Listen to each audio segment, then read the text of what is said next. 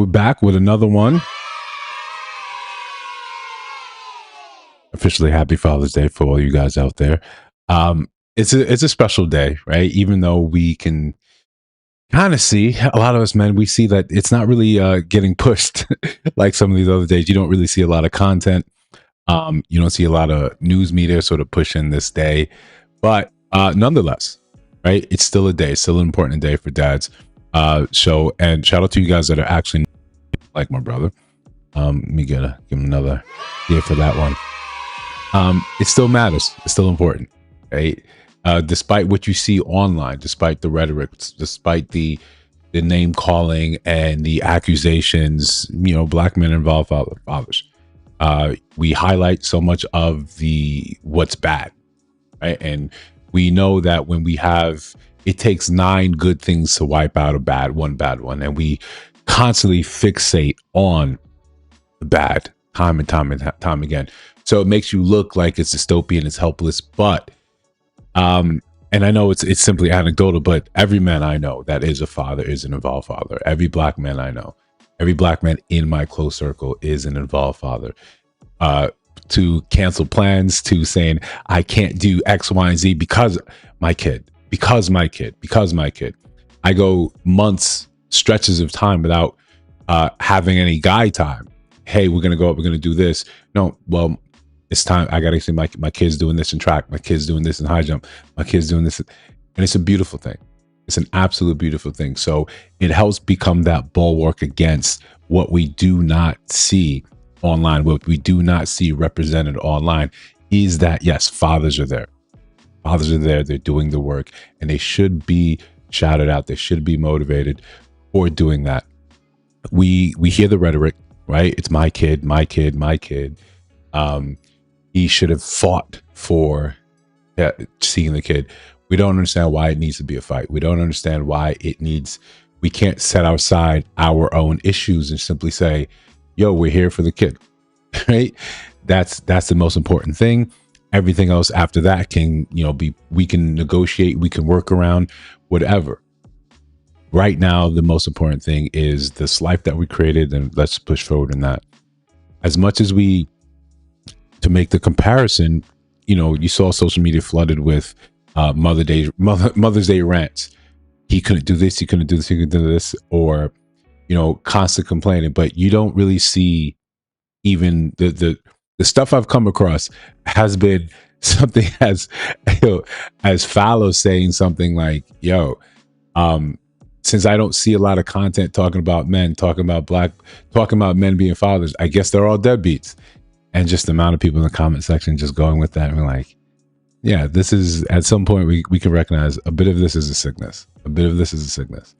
You got to let go a lot of that pain, a lot of that hurt, especially that stuff that's borrowed. That's not really yours. But besides that, listen, subscribe to Sunday, right? Here we are. We're our time to let our hair down, so to speak. How you want to end the week or start the week, depending on how you pay attention to the calendar. But we're here for this. This is a time to relax, time to laugh, and then we'll talk about something important at the end. We're going to talk about the moving goalposts, how it becomes difficult for you to be a man, known as a man, known as the good man, how the circumstance and the goals change over time. And by over time, I mean in very short spans of time. Typically, when we look at social issues, we see it takes a stretch of time for you to see change. You say you don't like this, you don't like this, you don't like this, or this is going on. Then you want to do it. You want socially there to be a change. It takes time. It takes years. But with the advent of social media, we can make those changes immediate. We can make those changes nearly overnight, as long as the catches wind, as long as the catches some fire. Maybe I should have started with some earth, right, in there, earth, wind, and fire. Yeah, you guys will get that later. But so what we see here is a constant shift. And as long as people, a majority of people seemingly agree with it, it picks up steam. And steam is all it needs to become reality. Now you see, by reality, I mean, now you see people in the wild, in reality, saying the same things that were echoed online, the same things that never went through some sort of test, the test being your own life. Hey, right? We take something very simple. Man's supposed to pay all the bills. Okay. How's that been pressure tested in reality? Have you existed in that? Have you and the majority of your friends, the majority of the women you know, existed in those type of relationships? No. So it doesn't really survive the first lick of pressure. It's aspirational, is what you might like, but it's not real. So you have to take a step back and be like, okay, that is a nice goal, but what do I have to do to achieve that goal? But that's not the conversation that really happens. What ends up happening is just it's a new demand put upon men to achieve. It doesn't matter if it's couched in reality or it's couched in the distant future or completely aspirational, aka delusional. When men fail to meet a delusional standard, they're wrong. When they do meet a standard, then it changes. Now they're wrong. There's not a lot of grace period that's allowed that says, hey, this is what we were talking about before, and you hit that, congratulations, full marks. Here's where we want to go. You simply throw out a demand and say, because you don't adhere to this, this is what's wrong with you. We rarely say, hey, you need to change. You need to. No, we say, could you not be delusional? Could you kind of just go back to where things sort of were from before? So listen, for all you guys in the chat, thank you for Subscriber Sunday. That's what we're supposed to do, right? If you're new here, right? If I don't recognize your name, what's going on? I appreciate you being here. Subscriber Sunday is simple. It's for the subscribers. It's for the people that be on the channel. But if you're not a subscriber, you should be, right? It's easy clicking the button. Easiest way to support the channel. If you're not a subscriber, you should be. But here it is, the day where we try to give back. We always mention it in the videos throughout the week, so we can get people to say, hey, you know what? I got a little free time on Sunday. I don't have a game to watch right now. Let me jump in and say what's going on. So listen, very simple. Double tap the screen, subscribe to the channel. The format of the show, right? Because it's a show. We also sometimes do random lives where we can do a little more interaction. But we have a show. We have a format. Love and money, crashing out, agree or disagree. And then we're going to talk about the main topic about the moving goalpost. But because it is Sunday of subscribers, if we get sidetracked by what's going on in the chat, we get sidetracked. We're going to enjoy the show, right? We'll derail it. We'll sit there. We'll talk about it. We'll have some fun, some back and forth. If the chat is popping, that's what we're going to lead with the chat. That's what we're going to say. We'll lead with the chat. Besides that, if you're just here for the show, listen, I'm just asked, pop in and out the chat, say what's up, double tap the screen so we like the stream. This is the best way to let the algorithm know, hey, this is not a dead channel. This is people actually over here doing the damn consistent work.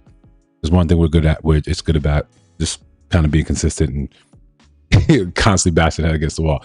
But listen, we'll get it started. Love and money is first.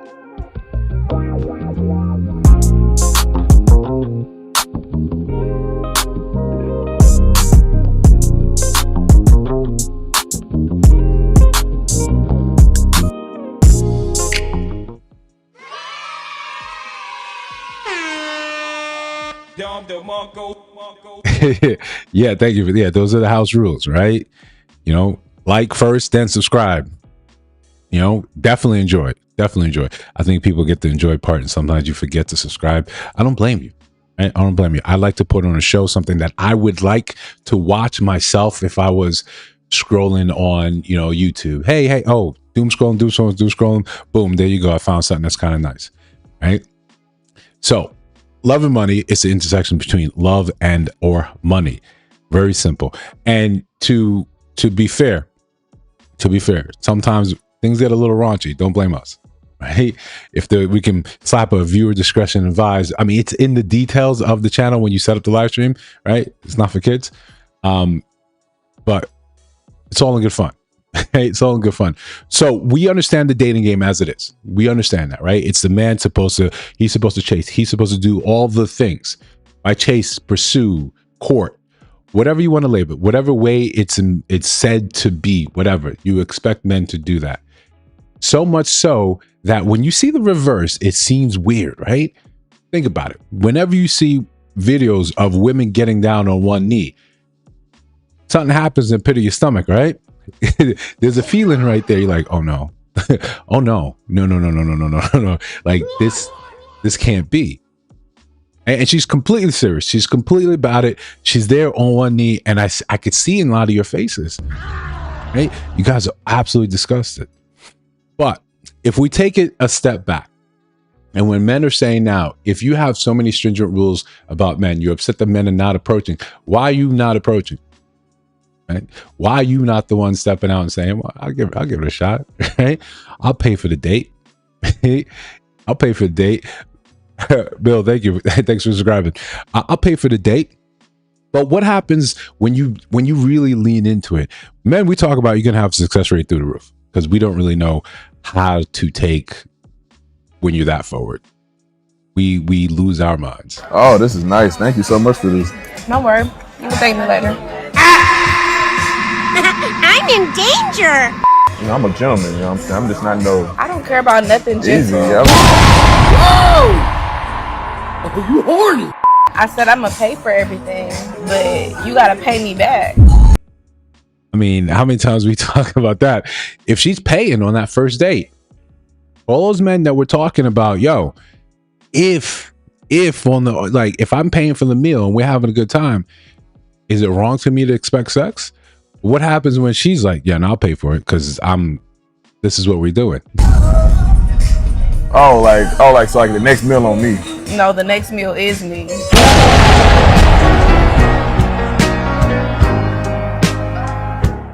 Put your mouth right over that hole. Put your mouth there and speak it in there. Let it all go. Come on, speak it in the hole. Listen, that was fantastically edited. That was fantastic. Right down the eyeliner. Right. Listen, you would easily not have a problem, getting a lot of these men to go. No problem. You could probably even save a lot of your money. You don't have to do something fancy. Understand that that dinner is more for you. That's more formality. We can skip all that. And yeah, get me my favorite takeout on the way back, right? I mean, natural rotisserie chicken, some protein, maybe some carbs or some simple carbs or that extra energy immediately. We're good to go, right? If that's what you want, yeah. Men, if we could get away with being that blunt, we would be, but it doesn't work like that. Yeah, I appreciate that. This if you go back and look at some of the first videos, man, we went through some iterations getting the camera right, and I still don't feel like it's right. But it's a process, right? So again, if you're new here, subscribe to the channel. That's what we're doing for Subscriber Sunday, right? That's the whole point. You can't call it Subscriber Sundays if you don't get any subscribers. But listen, the point is, it would be very simple for you guys, for you gals, right? For you women, for you females, right? I know some women don't like that. It would be very easy for you to go out there and actually talk a man through it right there over dinner. Listen, boom, eat that. Don't eat too much. We're going to skip the dessert. I hope you're not lactose intolerant. Don't order anything that is going to give you the BGs, the bubble guts.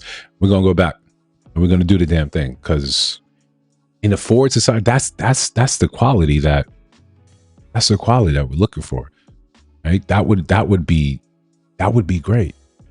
Instead, what we have is when you see men be honest, right? First, I'm looking at you, right? When you see a man be blunt, we sometimes think it's funny, right? Because it's a nice change of pace.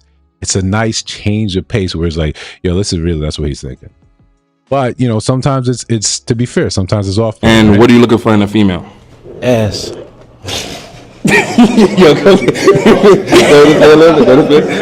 right there. You gotta read the room sometimes. Hold on. What you looking for? Ass. Okay. That's it. I mean, yeah, ass. Okay. It's a man that's direct. That's a man of focus right there. He knows exactly what he's in here for. No personality. Nah, you don't need personality, you got ass.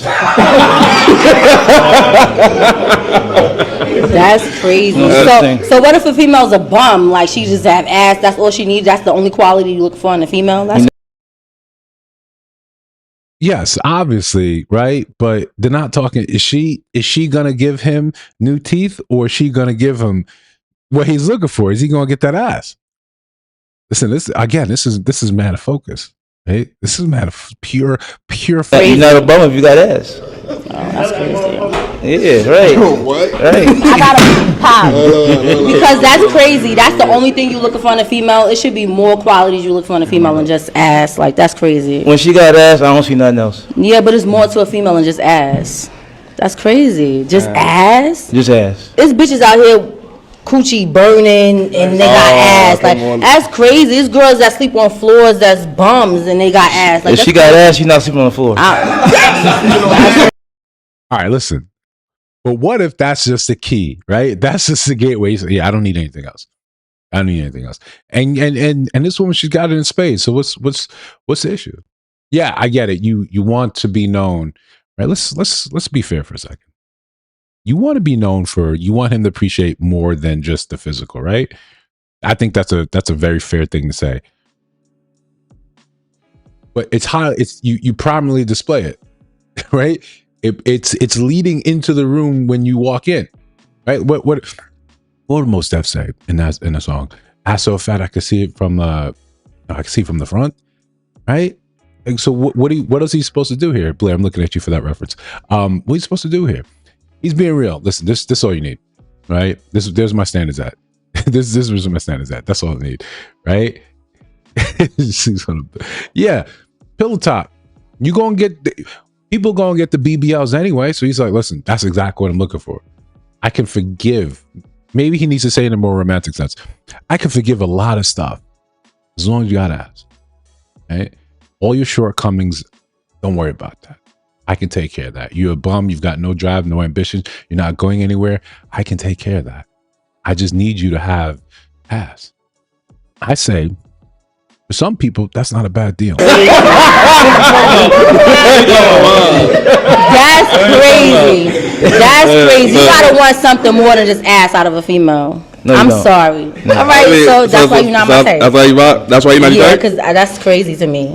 That's All right, crazy. I can appreciate, right? I can appreciate the steadfastness, right?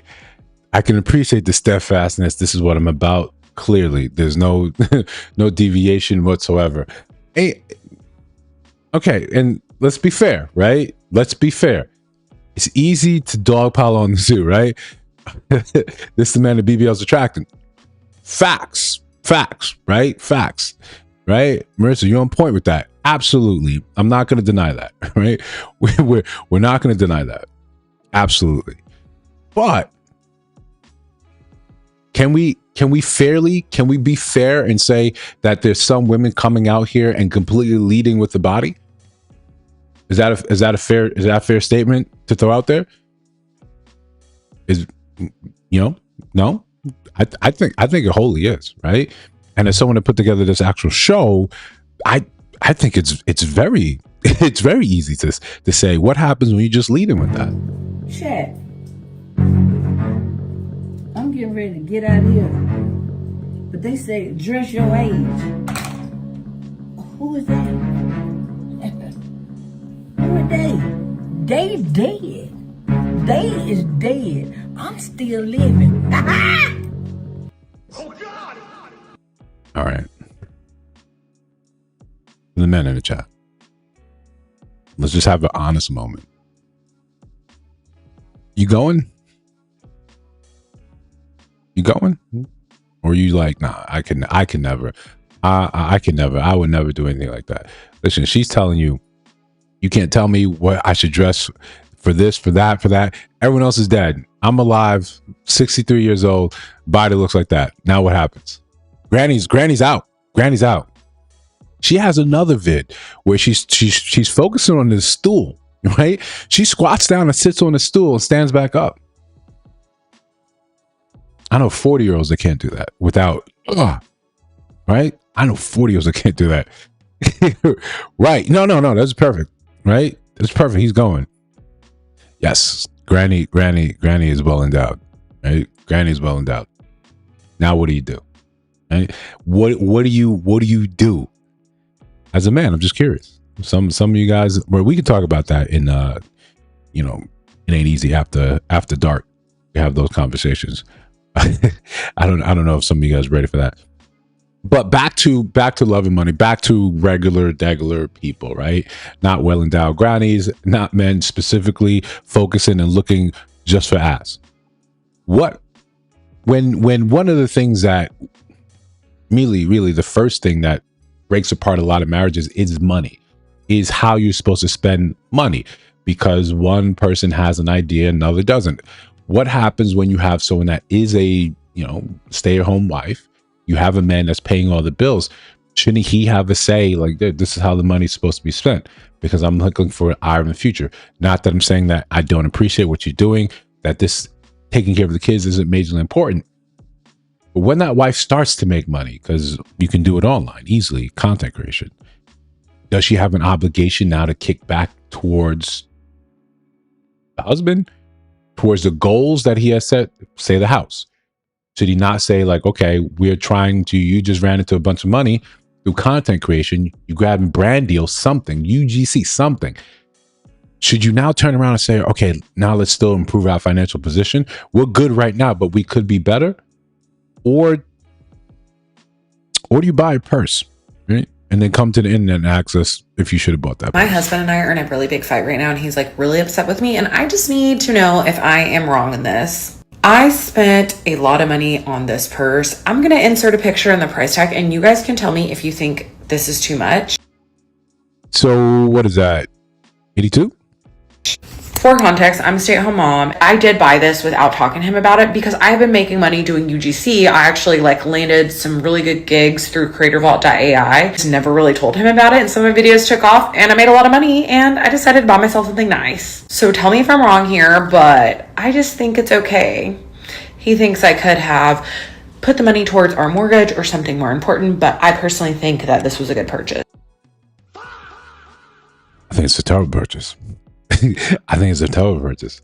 I think that if you made that type of money and you didn't say, hey, you've been doing so much for us, hey, let me give you a hand.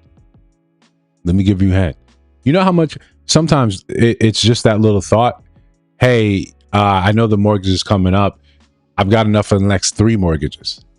Right? Or we can throw at least half of this towards principal. Chances 9 times out of 10, you bring that type of money to your husband and saying, hey, this is what I've been able to squirrel to the side, or I made this based on this. He's not going to make you use all of it. He's going to say, listen, take half of that for yourself. Spend it on whatever you want. We'll take the other half and put it towards the mortgage here. Put it towards the kids, something. But when you go, the fact that you say, I went behind his back, that should tell you enough.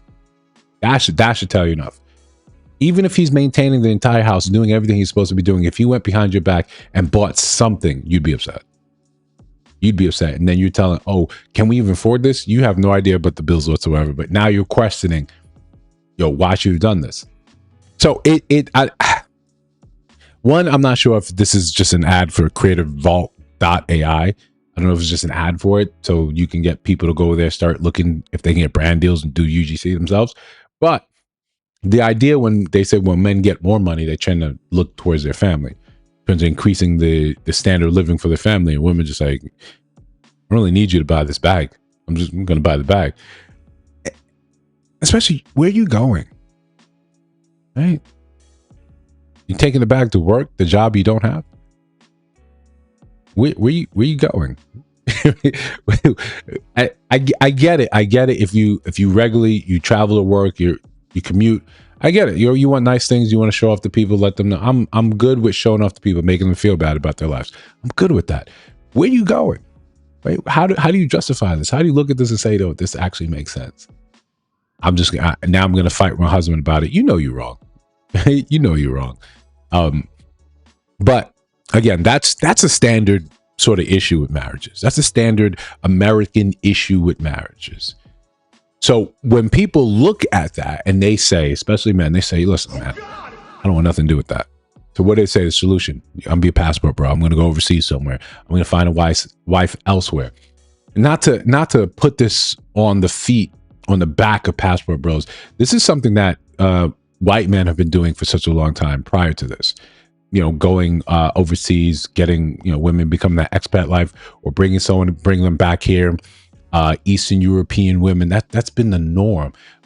going to the Philippines, Thailand. You go to these places and you'll find all these white communities of the expats that have been doing that for years. But before the revolution was televised, before it got so much of a function. And you know, whenever black people start doing stuff, people start paying attention. Right? You're never really alone. People look at that and they highlight that and say, look what they're doing. Maybe we should be doing it too. Or more importantly, we say that's wrong.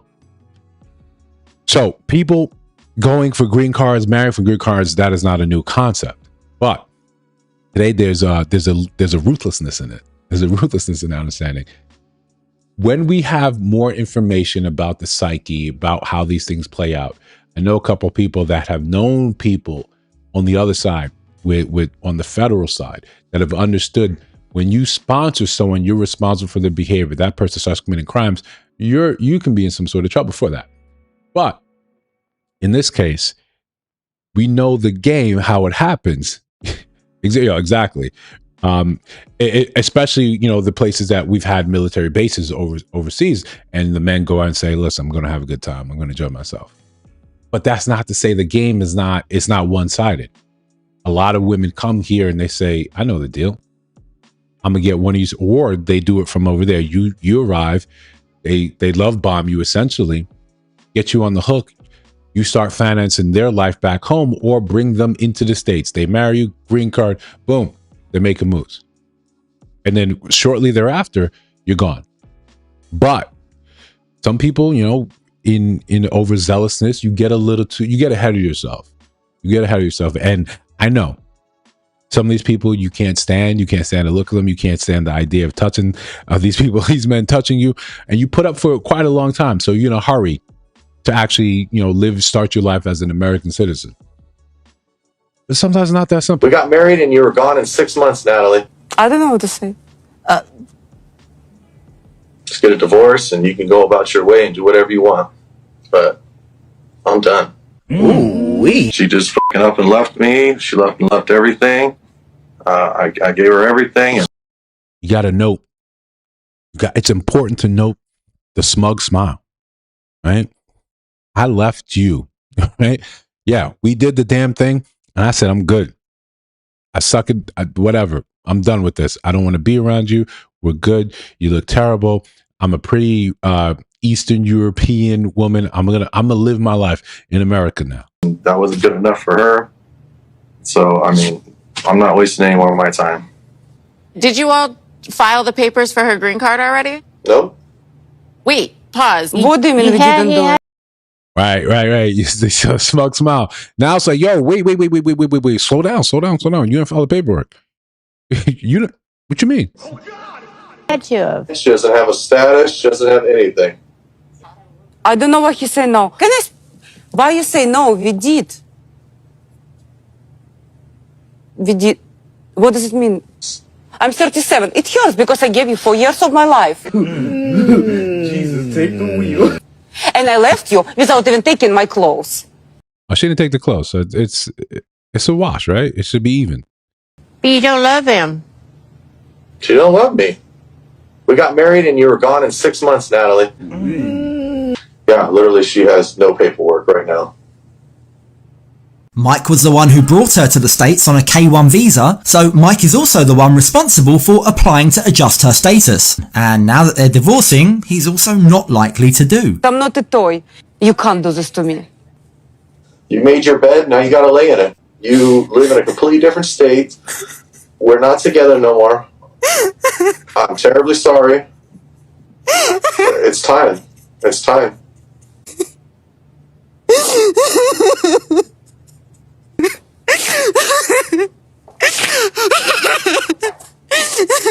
You know, I don't like to see her cry.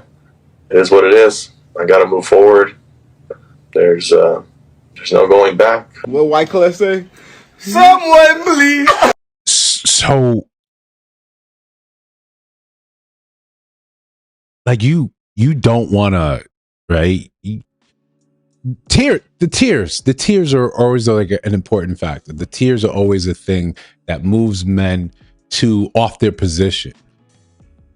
But they're used so frequently, right? And if you have any female friends, if you grew up around any and have like close female friends, you saw how quickly they can cry. and turn it off. You'd be like, oh, yo, right? Yo. So listen, you may not like it, but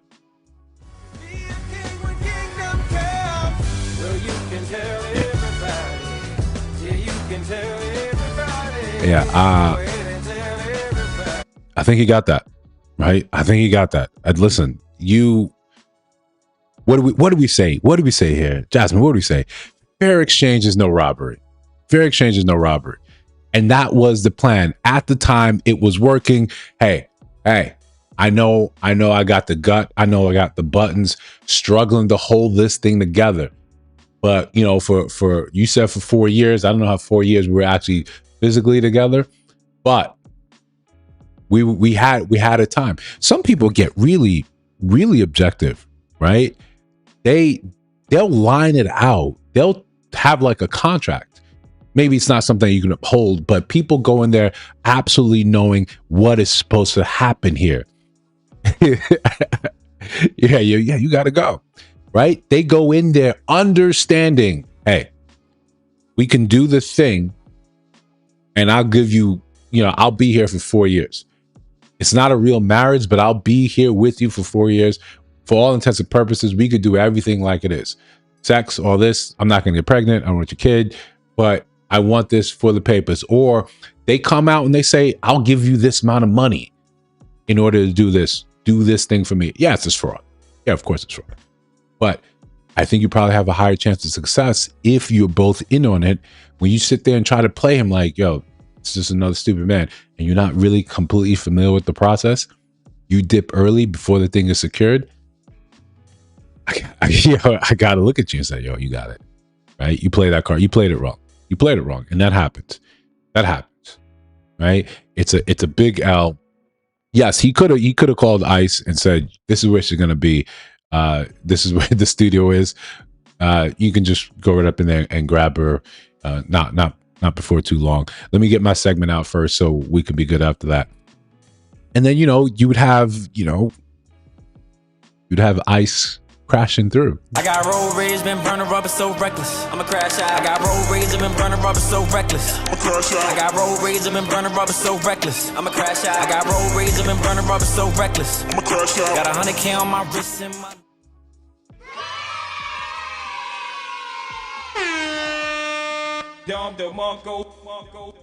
All right. So we got a couple things we're crashing out. We got a couple things we're crashing out.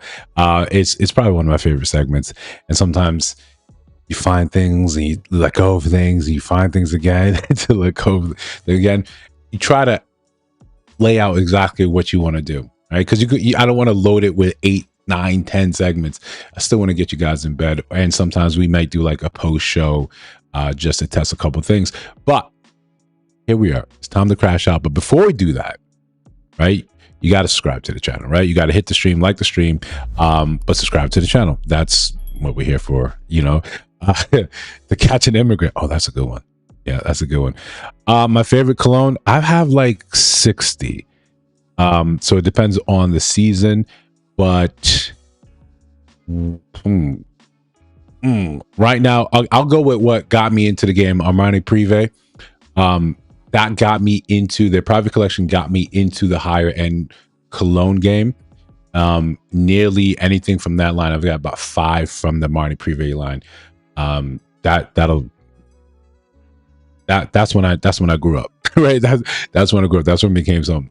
Besides that, I got a lot of Tom Fords that I got sitting around for times and places. I'm a big fan of Electric Cherry. If you can get your hands on that, I really like that. That's me. That's me.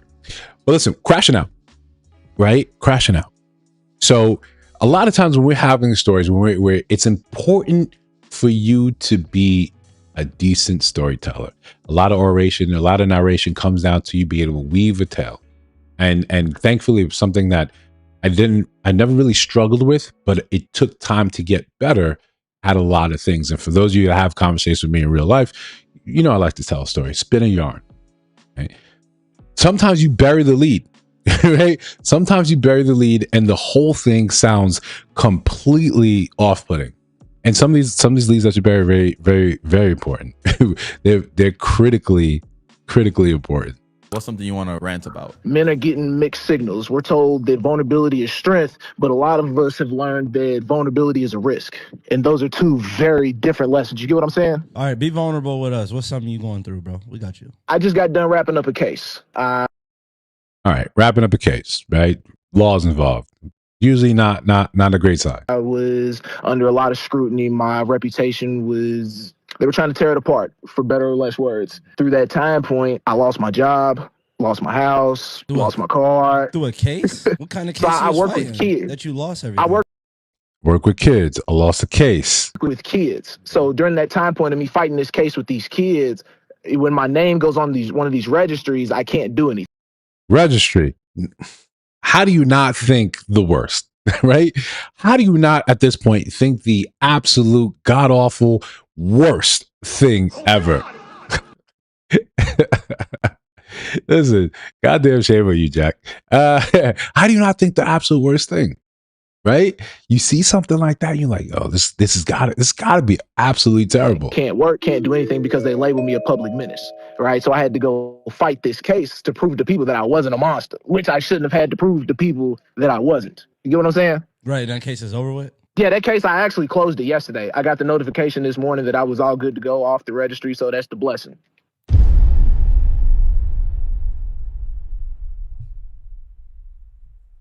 Hello? Now, you need to qualify that. You need to qualify that. You hear me? Yeah. The situation was, I didn't do anything. Okay. Right. So the child said that I smashed his hand in the door. The camera footage could not say that I didn't do it. So the state had to rule in favor of the child. That was it. Oh, then what registry did you go on? The child abuse and neglect registry. They registered me as a child.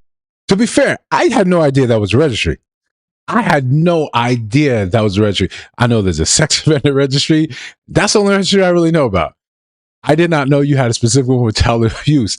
So what? But again, this is something that's critically important. You cannot bury this lead. You need to start exactly with that. Yeah, that's it. Okay. Now I see now. No, man.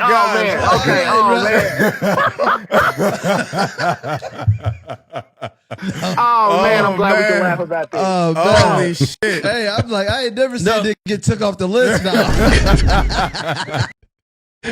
Yeah, to be fair, those lists are for life. So what are you talking about? Like, yo, you could get taken off the damn thing. Yeah.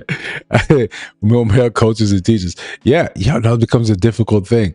You know, when the accusation is enough, right? Whenever it comes to kids, they always err on the side of caution. They always stop and say, damn, we have to investigate absolutely everything. But that puts your life on hold. Right? And then you can't do the things that you need to do to actually live. So you can't pay your mortgage, you can't pay your rent, you can't pay your car note, you can't pay insurance, you can't do any of these things. Life doesn't really care, right? Exactly. It was terrible storytelling, right? You got to start with that and say, hey, there's two different registries. There's a couple different registries. This was the case was, right? But sometimes you do things and you're so familiar with it, you assume everyone else is. You assume people know there are different registries. I had no clue. I was just seeing my pants like with everyone else. Like this really cannot be. So listen, the point is, it's very important for you to find a way to properly convey what you're trying to convey. Otherwise, we're left kind of wondering what you mean. And of course, right? It's easy when you just telling a story to someone else. It's different when you live with someone, you have, your husband, your wife, and you're trying to keep things from them, like in an attic, like in a drawer. But when they come and find it and start asking questions, you're not prepared to have that conversation. I think some things are bad, right? Like in this case, some things are bad, but it's like, it's laughable. It's laughable. Some things I wonder, and then I'm gonna leave it to the chat. I wonder if these are grounds for divorce. That's it. That's if this is ground for divorce. I finally get to the title of the story, which says, I found a jar that my husband has been ejaculating in and I threw it away. He got very upset with me. That was my cum jar. Like, I imagine the wife's being like super like, what the fuck? And everybody's just like, you know, she calls her dad and she's like, I found this jar. You found this cum jar? What'd you? So if your husband had a cum jar, right, and you stumbled upon it, I guess it's not the same thing as a stiff sock, right? Or, you know, is that enough for you to say, okay, we're done. We're done. I can't deal with this. And of course, this is you know, directed towards the ladies. So I don't think everyone else would. If I had a cum jar, I'd be hyper aware of this location. But for those of you without a penis, I know it just sounds weird. It sounds awful, but stumbling upon that, like what happens next? How do we have this conversation? Dude, you threw away his cum jar? You're not supposed to find that. Right, and you're not supposed to throw away the cum jar. In the very back, tucked away, was a mason jar that I thought was just over halfway full of kitchen grease at first, but I realized it wasn't grease. I thought it looked like semen. I made the mistake of opening it, and by the smell, I knew it was definitely semen. Disgusted, I threw it away in the dumpster outside. It had to have been my husband's, but I don't know why he would have semen in a jar. I about said why he would have a semen jar. That's a fair question. That's a very fair question. Now, here's one thing though. So I don't know if you throw it out. Why'd you throw it out? You question him and you talk about how weird it is before you throw it out, because that is very hard work that you just threw away in a dumpster. My husband got home and I asked him about it. He seemed very embarrassed and confessed it was indeed a jar full of semen he was filling for almost a year. I was shocked and I asked him why. He said whenever it was my time of the month or I wasn't in the mood, he'd jerk off into the jar after I went to bed. I asked him why not go to the toilet or use tissues or the shower or something. Why a fucking jar? Get away from me. He couldn't answer that other than saying he's been doing it since he was a kid. I've been a kid. Everyone in the chat has been a kid, a male kid. Usually I want evidence of the thing gone, not saved for posterity. Not saved. not saved at all. I learned it from my father and his father before him. He told me he didn't want to and asked where the jar was. I told him I threw it away and he was upset. He said it took him a long time to fill up that jar that much, and now he had to start all over, and we argued about him using the jar to store old jizz in. I still don't understand why he wants to fill a jar, for fuck's sake. We argued about it, and during the argument, he opened the refrigerator, took a jar of pickles out and dumped it out and started rinsing it out and said, "This is the cum jar now, cum jar." Before I knew it, I'm literally screaming at my husband about coming in jars. You got to stop. Imagine a child hears this. You got to stop coming in the jars. Stop it. Why are you coming? I'll come in all the jars. You can't. Stop. Who comes in jars? I come in jars, and I'll come in all the fucking jars. Every jar. Hey, listen, so outside of it just being gross for you, what's the problem? Right? Like, right. Gross, I mean, let gross be the umbrella for sanitary reasons and also. If he kept the cum jar, but he kept it in a specific place, would you have an issue with it, or you just be like, this is just a idiosyncrasy of my husband? He does this, and maybe down the line I get him to therapy and we can figure out why he does this. Maybe I can ask some people discreetly, what is the issue? Hey, does your husband, does he come in a pickle jar? I'm curious about what things are were really worth just sitting there fighting over.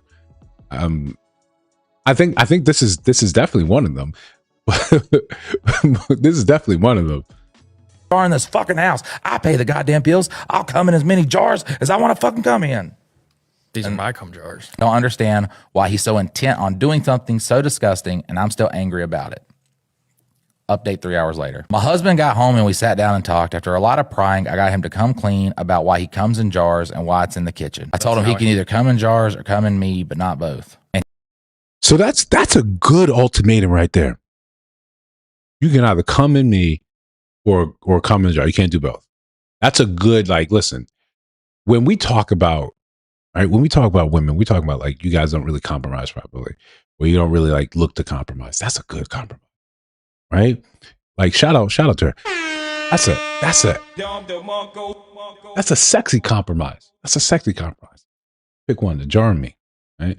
Is it a reflection saying maybe you don't feel you feel like you're losing to a jar because you see the volume that it is. Yes, and maybe, right? Maybe it's a swallow issue. Maybe it's a swallow issue. Who knows, right? You're not gonna like it. So you're not gonna like where this is gonna go.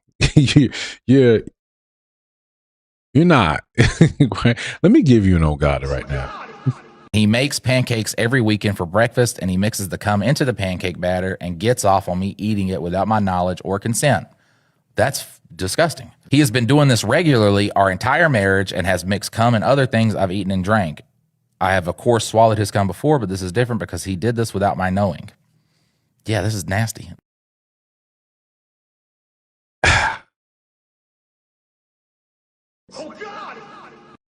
Yeah, your husband might be deranged.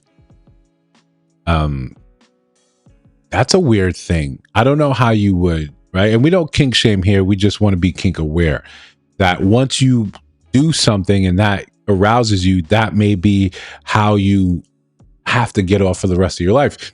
If you sneak and come into your wife's food, accoutrements, and such, gets you off without her knowing, there's probably a registry for you somewhere. I'll be fair. There's probably a registry for you. The worst part would be if you really did enjoy those pancakes, right? You really did enjoy those pancakes. But obviously the trust is broken. I think the best thing you do is leave immediately. And also, there's some things you just lie about. There's just some things you just lie about. You know your cum jar adventures are absolutely over. Your semen jar, it's over. You found it out. You cannot tell her. You just, say it's a wild thing you used to do when you were younger. You did it all the time. But you're gonna get over it. You're not gonna do it again. Stop. You can't live that life anymore. You absolutely cannot live that life. That's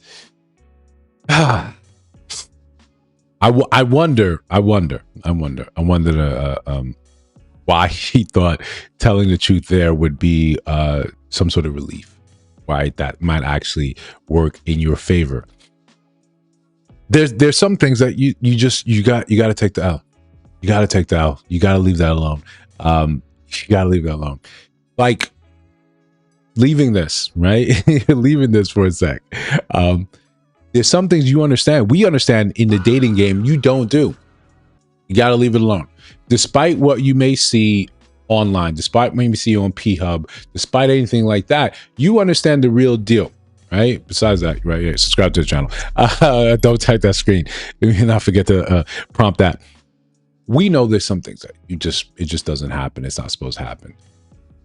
And despite the rise of the step daughter, step kid, prawn you see out there, you know this is not real life. This is not really what's supposed to happen.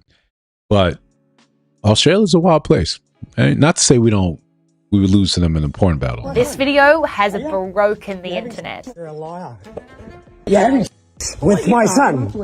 You're having with my son. It shows a Gold Coast father allegedly catching his partner in bed with his teenage son. And the story has only escalated once all three parties spoke out. 38-year-old Jessica says she and Levi had already broken up 2 months earlier, and her relationship with his son, 19-year-old Lorenzo, only began after the split. Lorenzo told his father in a text message, "The heart wants what it wants." Jessica says the teen supported her through a difficult period after her relationship with Levi ended, and that's how the two became close. However, the situation took a darker turn when Levi allegedly posted a video threatening his son's life. We've been talking some acting like his father won't sleeping. Boy, I brought you into this earth, I'll take you right out of it too, boy. Whenever we say that, we completely hope and that's a joke, right? We don't talk about that when we say it like that. We talk. It's a joke. I brought you into this world. I take you out. This is. Listen, honestly, this is not a rough one. This is a teaching moment with you and your son. Right? This is a teaching moment with you and your son. This is not how you're supposed to be. This is not proper behavior. This is a good way to identify. Listen, I guarantee you, yes, you may have been attracted to her this entire time. That's normal. You're 19. The world doesn't really make sense, but her being willing to go 2 months after you broke up, you helped her through this time. You have to understand, this is a time you get to introduce your son a little bit about female nature. You say, cool, this is what you want to do, boy, go for it. But since we broke up, I'm going to show you what it looks like when you actually break up with someone, rather than thinking, hey, now we got to fight over this. Police are now reportedly investigating the incident. The clip has also shone light on Levi's criminal history, including past assault offences. Jessica claims the incident happened after Levi broke into her home and unlocked the bedroom door with a butter knife, something he has reportedly acknowledged, along with a protection order currently before the courts. With all three sharing their versions, it's turned into some very complicated family politics. Yeah, there's no version of that makes any sense. There's no version of that. Dad, girlfriend, break up, son steps up next. No, that's not complicated. Anything you want to sprinkle in there that makes any other sense, that it doesn't make any sense. No, leave it alone. Right? Absolutely leave the thing alone. I think there's a bit of more of lag between me and you guys, because some of the stuff is coming in chat. It's a little late, but we can still acknowledge it because this is still Subscriber Sunday. Women want vulnerability. No, you don't. You want cum pancakes. That's what we know. The concept of the jar, for you to have half full a mason jar, even if you count a small mason jar, that's a lot of work. That's a lot of work. A lot of work. Right. We're talking, I mean, it's probably an uncomfortable amount of time that you want to sit there and think about, acknowledge. I'd say it's a better part of a year, probably more than a year that he's been at that thing. So yeah. Again, if you like the flavor, but listen, in the case of you and your son, the ex, it shows more about her cat. She's trying to get back at you, and the fact that you sitting there threatening the life of your son shows a little bit more about that. You should, oh, great, this is fantastic. You guys have found each other. Listen, I'm gonna give you a piece of advice. She's doing this to get back at me, but I'm gonna go heal, move on, do my thing. If you guys are still together down the line, right? If you guys really still together down the line, maybe you could double date. Maybe you'd enjoy that. But in the meantime, while you're dating her, you understand you can't be here. That's a man's decision, right? You're making a man's decision. You can't be in my house. You're a man now. This is not to punish you. This is to understand there needs to be consequences for this behavior. Don't send me a long-winded text. No, it's a man's decision. Go find your own place. You can move her in. You can pay all that. Then you could do that. Now, I want to warn you. I want you to see how long she sticks around. Because the issues you have with me is probably the issues you're going to have with you. But okay. This is a man's decision. Here's a man's consequences that come along with that. But in the meantime, enjoy it. Ask her to do the thing with the thing. You're going to enjoy that too. You are my son. That's how you take it. Because you're so stringent, because you're so upset, that's only going to make a young man double down. Especially a young man is trying to challenge an older lion. That's a lot of times how it goes. But listen, before we finish crashing out, we got one more. Right? Let me give you the prompt one more for you guys to subscribe, just in case the delay is even longer. Oh, let me check actually the stream strength. Yeah, just in case. Looks like everything's good on our end. That's a very mature take. Yeah, Scottie Pippen's act. Yeah, right. Exactly. Same thing. Same issue right there. Very same issue right there. Right? Definitely started before he was 19. But I mean, we all, some of us have seen, those parts. We tend to skip those parts at late at night. We tend to skip those parts. So we kind of ignore that. Right? Jazz, I'm trying to be mature and be an example of this is how you should take a lot of these things. Just for my example of being a younger man back when it was my time, I understood how a lot of this a lot of sense wasn't available. How we did things because we were supposed to do things. We did things by how we felt. Nothing more. That stuff tends to get you in trouble. That stuff tends to get you in a place where you end up crashing out. And sometimes you just try and be an example, right? That's why we go into some details, like we did on Unlicensed on Thursday. Some real examples of how some men should probably take some things. What we can do is we're doing all this so we can say, at the end of the day, when people say, what do you do for men's mental health? And we got a body of work that we could just produce. Say, yo, take your pick your episode, take a look and see what we're doing. And one day, 5, 6, 7 years time, maybe we'll have a bigger platform and we can go here and create spaces, classes, courses, right? Meetups for a lot of men. Hey, get this shit out, right? But don't come here trying to talk to me about, yeah, I slept with my father's ex, and think we're gonna walk you through something like that. We're gonna laugh and say, yo, that's right. That's not really what we're about here. But we got one more crasher now, right? And this is something I wholeheartedly believe in. Instagram, right? When you have the close friends, right, for your stories, and some of you people's stories, I cycle through religiously sometimes when I'm taking a break from looking at raunchy content or things for the channel, things to react to, jumping off pieces where we can have something we can learn about. And I go through it. And sometimes I'm on someone's close friends. I feel a little bit honored. But when I click on it, it's nothing crazy. Right? I'm expecting, if my mom's watching right now, just turn it off. I'm expecting a certain level of like, yo, this is not for the main public, but I'm kind of like voyeuristic enough where this is what I want to show you what's happening here. Some of you guys not really living up to that. I would imagine the same thing would happen, when it came down to OnlyFans. And when I say this, it's because I'm no better than a man. But why the fuck do you have a close friends or OnlyFans and you up there reading books and cooking and sewing and doing TikTok dances? Bitch, spread your fucking asshole. Now, before you got an attitude, right? Before you got attitude, realistically, I think that's fair. What are you doing? Doing needlepoint, right? Crocheting on a close friends, or like even like your OnlyFans. Come on, let's be real, right? Let's be real right now.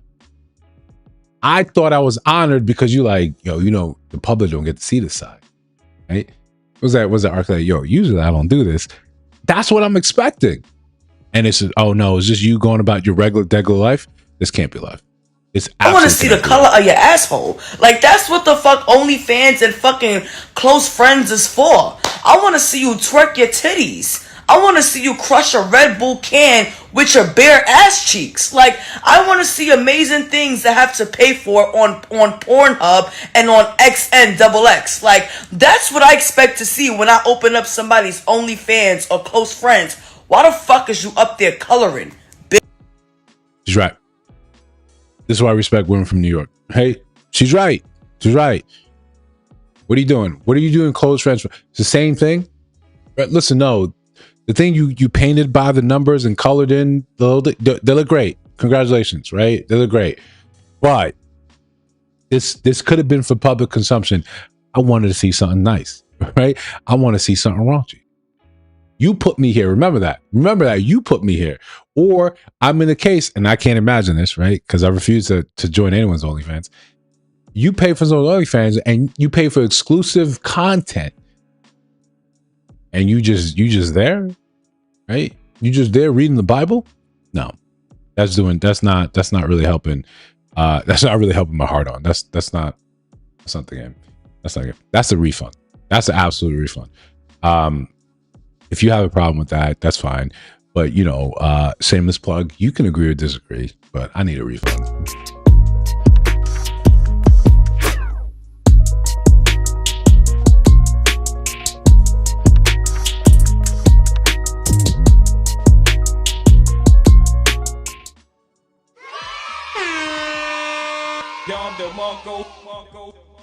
All right. So listen, now we have we're here agree to disagree.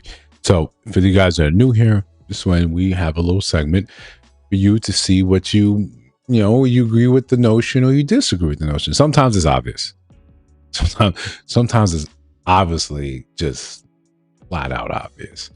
But, like some people here constantly like to play devil's advocate, and sometimes you get a good argument. You get a good reasoning for why that may be absolutely factually different. So one thing that's always contentious on the channel online is about stepfathers and their roles of kids that come with the package. What type of influence is allowed, is permitted? Then when that is encroached, what is the solution? How do you fix that? How do you do that while still honoring your new partner there? Sometimes it fumbles, and when it fumbles, then these stories, sort of break wide and people look at that as cautionary tales. And sometimes it's, I got with you because I needed stability. Right? Some men understand that or fail to understand that you're the stable choice. You're not the baby daddy is probably closer, more aligned with who she tends to like. And then you're kind of left there like, well, no one really liked me. I was picked last, in all sports and all collegiate sports, but I did all right. I'm stable. I'm the definition of stable. And right now stability is what she needs. So this is my time. In those situations, you've got to go in with your eyes wide open, understanding where you actually stand here. We haven't done a really good job of teaching men and showing men what that looks like, how to prevent that, or using that and saying, well, this is my chance.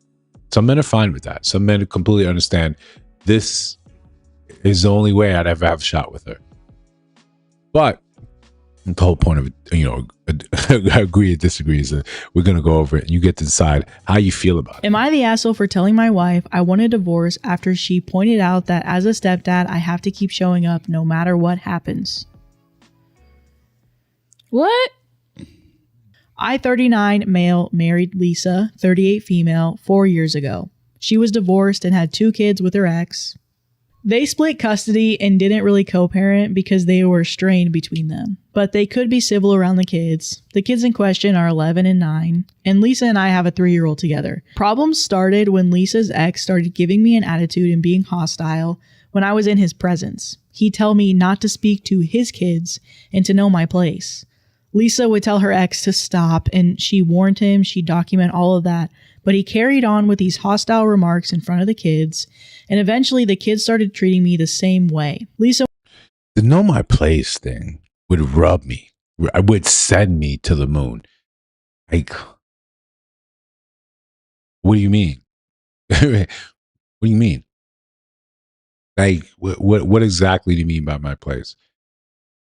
And this is not a question that is necessarily directed at the baby daddy. This is also a question tangentially directed towards, your wife. I'm saying, what does he mean by that? Because it sounds like there may be conversations that I should be party to that I'm not. What exactly is my role here? So we have a clear understanding of where I sit. I don't want to overextend myself or fail these kids in some way because I was expected to do this and show up in this manner.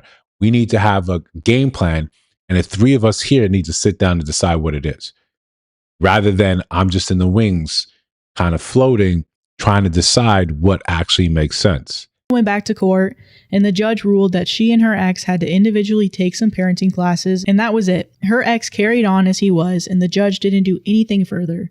She was told it wasn't actually parental alienation. The kids have never minded Lisa saying they were our kids, or me saying stepkids. I followed their lead on what to call them, and I asked them if they would like me to drop the step, and they said no. But Lisa... No, thanks. Hell no. Hell no. I could not hear that. I would. It's probably like an intimate moment. Like, you guys gonna call me? Say nah. Nah, you good. You good just with the stuff. Never asked because I could not hear that back. No. No, you're fine, stepdad. And it wasn't even like quickly no. That's cool. Keep the step. But Lisa started having issues with this, and the kids started to have issues with her saying our kids instead of my kids, and the kids kicked up a fuss about it. The original conversations with me and them happened before the trouble with their dad started. The fuss started after his comments. The kids started telling me to stop saying stepkids, and they weren't my stepkids. Lisa wasn't happy about me saying stepkids either, but the kids didn't want me claiming them as anything, and my wife wanted me to claim them as my kids. She started encouraging more of a relationship. So right there, right there. How do you play that? How do you play that as a stepfather? How do you play that when you're there and it's obvious? Like, hey, the kids kind of set the tone, and they're saying, "Yeah, we don't want any of that. We legitimately have a father. He's an active presence in our life. You're sitting here going to war with him about some of these issues." This is when we think a lot of times it comes down to we have this expectation at that point that the wife is supposed to come in and step in and say, "Yo, this is what it is. This is what's happening right here." Right? Yeah, you simply say, "Yo, I'm out." Right? I'm out. This is if we don't listen. To be fair, and I think men often have issues with this. Sometimes you got to know when it's time. Right? Hey, we've tried this. I've been the voice of reason. I can't do much here. You got me in a rock and a hard place. These kids don't want to. I mean, okay. Did he have to advance it? Did he have to be one say, "No, I'm gonna drop the stepkids. I'm gonna call you my kids"? And they said, "Playboy, we don't want that." You can respect that. You could drop that. You got to drop the feelings attached to that too. Hey, I tried it. We have these talks. You and I. These kids don't want it. In that regard, you understand. I took a step forward. They told me to take a step back. I'm gonna take a couple steps back for the time being, because you have to protect yourself as well. This is what we do not tell men enough of. You need to be responsible for how you feel, how you move in these scenarios. We just say, "Yo, go right ahead, full steam ahead." And then when it blows up, we look at you and just have that Pikachu face, like, we had no idea. Relationship between us, but the kids constantly disrespected me. She wanted me to take them more places, wanted me to be involved in more of their extracurricular activities. I was already involved to some degree, but she was the mom. Her ex was the dad, and I was the stepdad, and not equal to the bio parents. But she said I signed up to be their dad, and that was what I needed to be. I tried to be there more. She said the kids would come around when they saw me being there for them. Their dad was more hostile to me. He was hostile to the child I share with Lisa. The kids started rejecting their half-sibling. They had never been super fond, but at least they would be kind around the youngest. But that did end, and they were angry about our child's presence. They repeated some of the things their dad did. Lisa went back to court over it, and the judge still did nothing more. At this point, you got to pack up. My friend, you got to pack up. You got to say, listen, you guys, where there's a lot of animosity, there still might be some feelings in here. But these kids ain't with it. Right? And if it starts affecting our kid, you understand we got to leave. We got to say this is no good for anyone here, anyone part of this. We all just got to walk away. It's fine to walk away. It's fine to walk away. It's not ideal, but sometimes that's the best case scenario you got going for you. I suggested the kids get therapy, and Lisa decided we needed family therapy. But the kids wouldn't talk or listen, and the therapist suggested individual, which Lisa ignored. I went on my own, and I got some good things out of it, and I attempted on numerous occasions to communicate the problems I was having to Lisa so we could work through them. The more time that passes, the more time Lisa gets angry that I won't step up and be their dad. But the more I try to be involved, the angrier her kids get, and the more disrespect I get.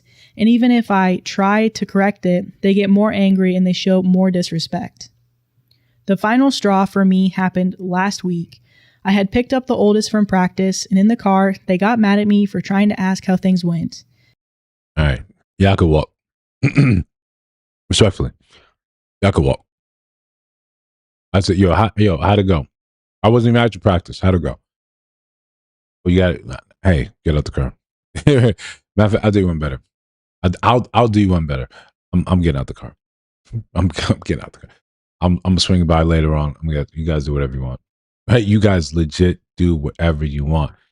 I'm not gonna deal with this. Right? It's getting older. Getting older is awful in a lot of ways. I think it holds a special place for Black people, Black males, that when you're not touched by the criminal justice system, when you have the opportunity to be out here and actually be alive and make meaningful contributions to society, to your family. I think that's dope. And one of the things that you get to enjoy as you get older, you get to really define what you're willing to deal with in your life.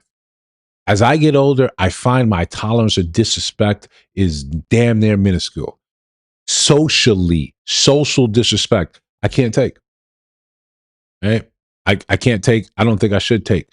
I don't think that I should have to navigate and deal with that. Like the dude that came in earlier, I want to curse because right now we're racially charged. I don't got to deal with that. Right? In my real life, I don't got to deal with that. I have systems in place that keep me separated from people that live that type of life. I'm not envious of those people at all. But now I'm in a relationship with someone else and I have to tolerate disrespect? Absolutely not. I didn't get to be this big age by saying yes to disrespect. I've told you about these kids. You want me to do something that's counterproductive with the, hey, one of these got to give. And it doesn't seem like you're paying attention to what I got to say. So we got our kid. Let's work out how this separation goes.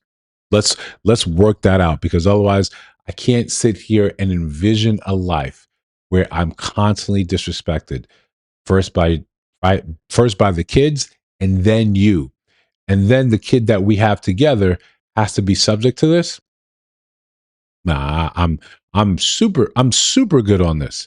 Super want no parts of It this. started with, "You're not my dad," but went to saying they would accuse me of abusing them because then I'd be punished and I would never see them again, and it would make them and their sibling happy because they hate me like their dad hates me. I told Lisa about this, and she told me I need to remain strong and carry on. Lisa, what? Because they all need me. I asked her if she was serious, and she said yes. I told her that's a serious threat her child made. She corrected me and said, "Our child." I told her. Oh my gosh. The kids are clear with that. Read the room, Lisa. I told her if I said that, I would likely get physically attacked by one or both of her kids, given their anger about it. And I told her they themselves have repeatedly said they are not my kids and I am not their dad. She told me I signed up for it by marrying her. I told her things changed, and she said it didn't. I asked her if the kid or even both kids followed through on that promise. I would have to leave the home, and I couldn't see our child until I was cleared. Would she still expect me to keep showing up no matter what? And she told me yes. And that even if her kids attacked me, or even if they said more horrible things, it's my job to keep showing up and to be there. This made me leave. I told her before I left that I wanted a divorce and I would not stick around for that. She argued that I'm giving up, and in the end, we'd win because we're the good guys if we keep being there. I told her, how could she be so sure? I told her it doesn't always work, and she told me it's because the steps are usually not as good as me, but I was always amazing to her kids and I just needed to work harder. I've seen our child almost every day since I moved out. The house was Lisa's before our marriage, and I'm determined to follow through with the divorce. Lisa keeps telling me I need to reconsider and I need to man up, and her father even confronted me about it. Actually, while he was confronting me, we could hear Lisa and the kids fighting over her calling me their dad. But he repeated what she did, that I signed up to be their dad and I should fight harder. Am I the asshole? The asshole if you stay. You asshole to stay. The obvious issue right there is that the kids are taking the beat from their father. The father's telling them, "Hey, you're right. Yeah, the father's telling them that you'll disrespect that man at every given chance you have," and they're taking that. And then Lisa's not doing a damn thing about it. Lisa's just trying to make you stay. Just show up, to show up, to show up. Just keep breaking your soul against this. Keep showing it now. Right? And kids be all right. Kids be all right. Hey, I'm seeing my kid every time I come. You can stick your father on me, whatever. I'm not going to change my mind. I still went out. But listen, it's your house. Nothing really has to change for them. I'm going to remove my presence from here.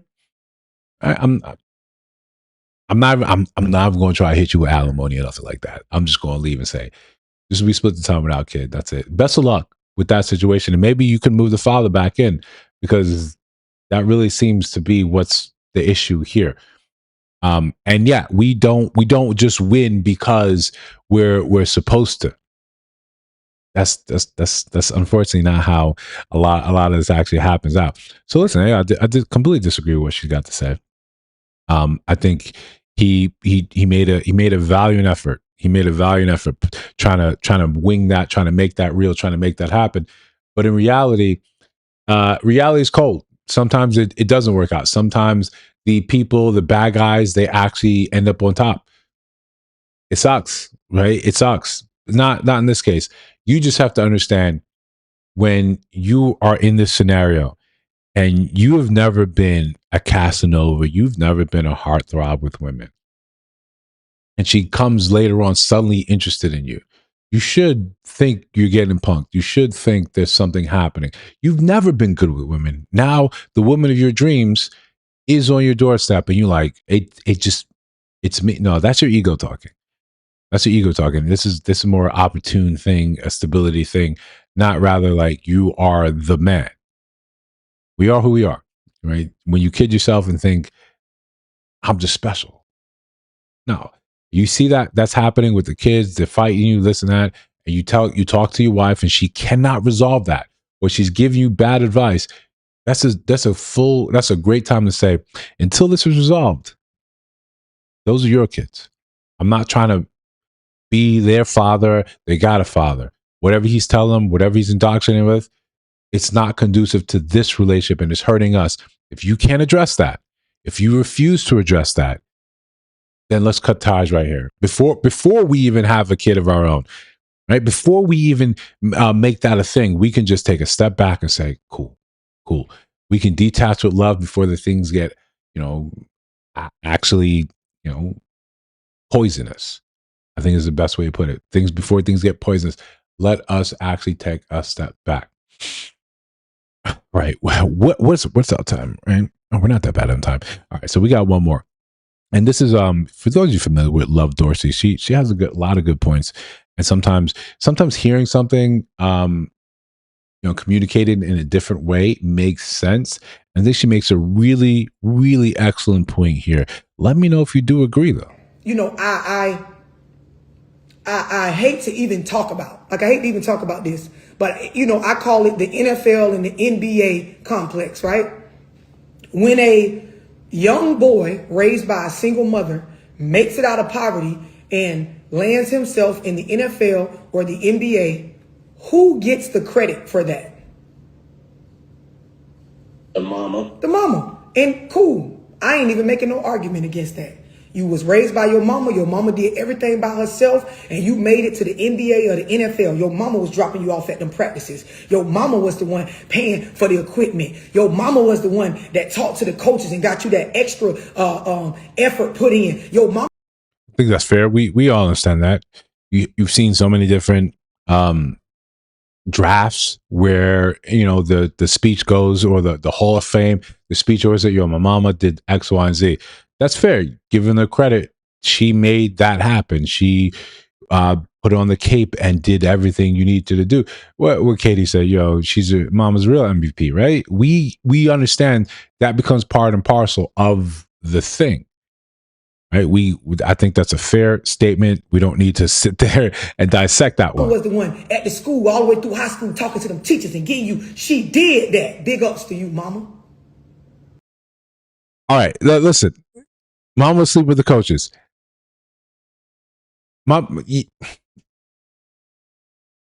Yes, that does happen. that absolutely does happen. To get your kid some extra time, some extra touch. That absolutely does happen. So now, single mama raised this boy. He made it. It's the typical Cam Newton or these other guys' story of their upbringing. I think typical is a funny word to use for men that made it in the NFL. It's atypical. highly atypical. Who is responsible and who should we give the credit to when this nigga got 4 bodies at the age of 16? He done been to juvie 5 or 6 times. He currently going to court for open murder case. Who is responsible? Who should we give the credit to for that? He was raised in the same situation as the one that went to the NFL, his mama. Who should we give credit to? We should give it to the mama. Okay, but hold on, Linwood. When we say that, when we say, hey, all these little boys out here running around with a switch and killing each other and all they want to do is fuck, and they got a baby at the age of 15 with a 17-year-old girl or a 22-year-old woman, if we say, hey, where's mama at? The mama say, no, his daddy wasn't around. His sorry ass daddy wasn't. So you mean to tell me if the child turned out bad, being raised only by you, it's the absent father fault? But if the child turn out good, only being raised by you, that's all you. Make it make sense to me. I need somebody to make this shit make sense to me. Because the way I view it, the NBA nigga, let's give all credit to the mama because that's who raised them. And the nigga that done killed 3 people or robbed somebody or facing life in prison at 17, let's put it on the mama. Every time, let's give her the credit the same way. Every time we give a mama the credit when these niggas make it to the NFL or the NBA. They made it out of poverty. Every young nigga that don't make it out, give that hoe the same credit. Let us step up and stand on TV when they doing the news conference saying we chased little Tyrone down over the bridge. He ran 3 cars off the road, killed 1 woman, accidentally shot a kid, put his mama on TV next to him like y'all do the bitches when the son's getting drafted. Put him on TV. When you see them boys get drafted into the NBA and you see the fat mama sitting on the couch with the big titties next to him and she jump up and start yelling, woo, my son, yes, we made it. Do that when them niggas be done killed half the community and they on TV going down. Don't let them go down by themselves. It's hard. It's hard to disagree with that. It's really hard to disagree with that. And I wanted to use this and specifically on Father's Day because you do notice that when you take that step back and start thinking about how it's actually represented. Ronnie, what's going on? You see how it's actually represented. And it's, when things go wrong, it's because of a lack of a father. But when things go right, it's because the mother went above and beyond and did it by herself and did it despite the odds. But failures are put on the face of the father, absent or not. It's the father's reason, because the father wasn't here, that this is why things went bad. So it's very difficult, right? It's very difficult for us in this sort of society to sit here and encourage men to say, yes, there's obviously a need for you in the house. That discipline factor, and especially with boys, especially with young boys, we have the propensity to try and kill ourselves, right? We try to absolutely kill ourselves as we explore the world, as we see the rest of what is going on around us.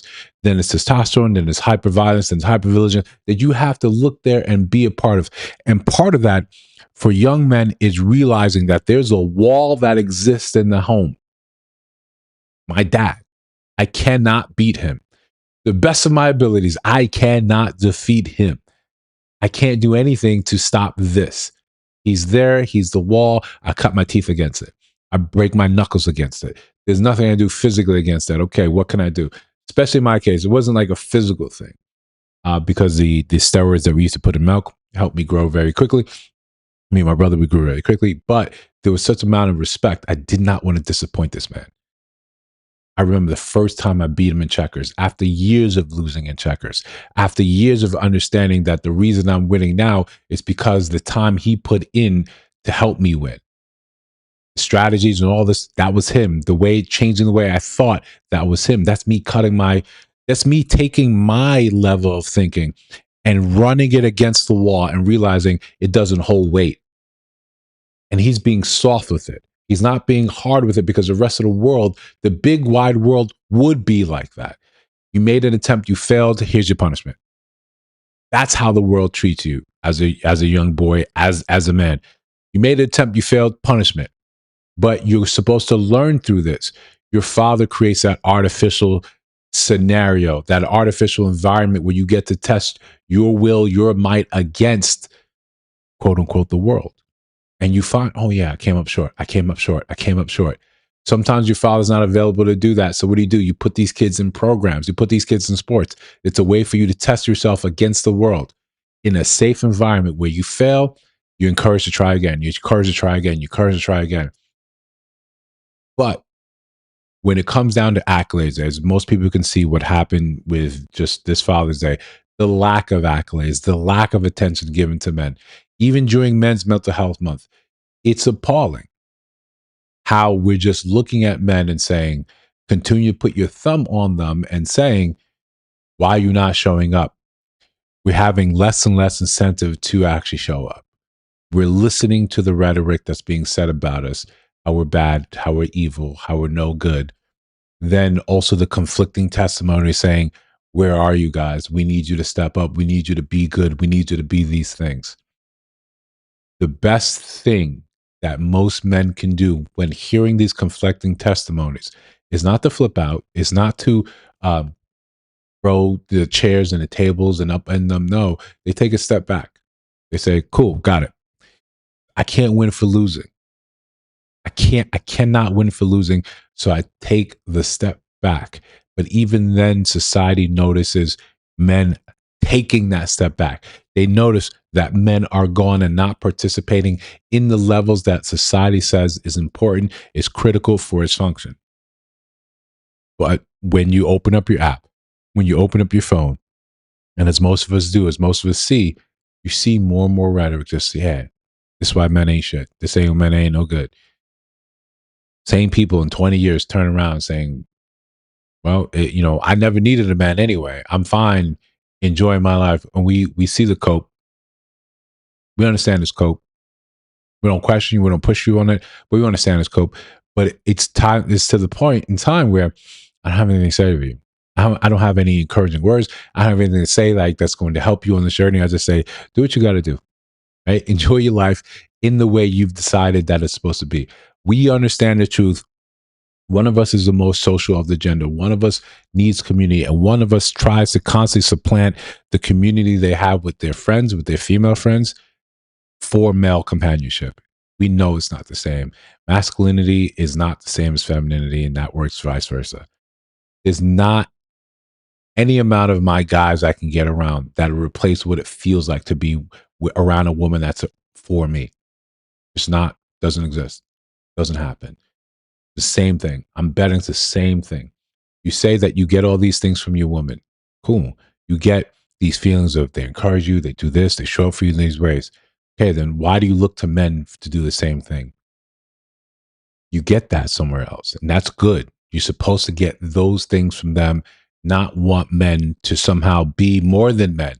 Be so good at being a man, you become a woman, and now do the things, become all the things that she needs in the entirety of her life. I can only be a man for you. I can only be a man for you, and I could only be a man for our kids. Anything more is asking me to, well, open up the suit, reveal the Superman logo behind that, and take off and fight villains, in the universe. Most of us are not capable of that. Most of us are part of the Justice League with a C tier, right? With a C tier, we got no powers. We just got the gusto. We got the grit. We got the desire to show up, right? Yeah, man, he's just really good with fighting. That's it. This dude, he asks a lot of questions. That's it, right? This guy's really good with an arrow, and he's rich. That's it. Dark side comes. We got nothing for dark side. We got nothing. Conspicuously, you never reveal us when dark side comes. You never reveal us because we got nothing for that. Nothing at all, right?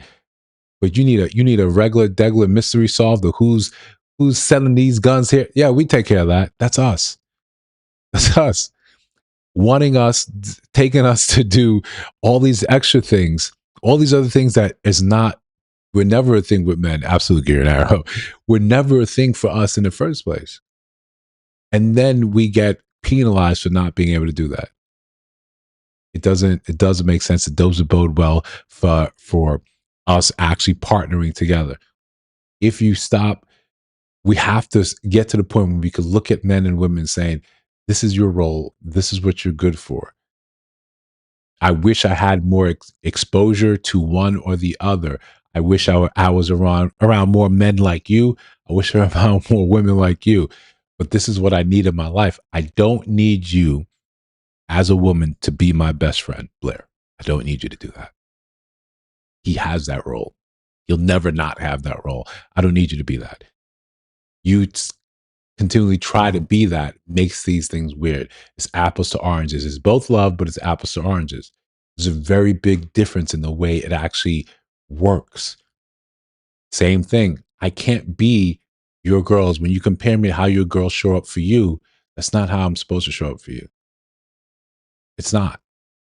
You girls get into an issue, you get into a physical altercation. Your girls aren't going to be able to show up for you the same way that men are supposed to show up for you. Just not it. Are those friends the ones coming back and saying when things are bad, when you don't have the money, you don't have the resources, are they leaning in and saying, I'm going to pay all your bills so you can stay home? No, your friends are there for that type of support, and they do a phenomenal job at it. Let them. Let them, and then let us. But while we try to keep doing these things, this back and forth, Rosie O'Donnell. Absolutely. But look, we're gonna move us right over to we're gonna talk about the main event real quick. Come on.